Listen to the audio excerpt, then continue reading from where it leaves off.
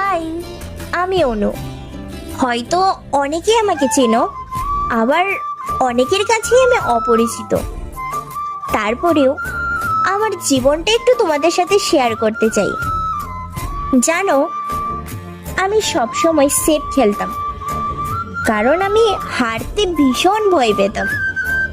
একই রুটিন, একই জীবন, কোনো নতুন কিছুর চেষ্টা না করা, কারণ কমফোর্ট জোনটাই আমার সেফ জায়গা ছিল। কিন্তু একটা সময় পর বুঝতে পারলাম আমি সেফ না, আটকে আছি। চারপাশের সবাই এগিয়ে যাচ্ছে, আর আমি সেই জায়গাতেই আটকে আছি।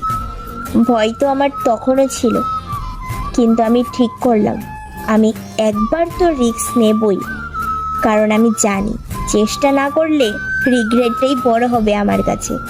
হয়তো আমি পড়ে যাব, হয়তো আমি ফেল করব, কিন্তু আমি থেমে থাকবো না। কারণ কমফোর্ট জোনে থাকলে যে ড্রিম জোনে আমি কখনোই ঢুকতে পারবো না।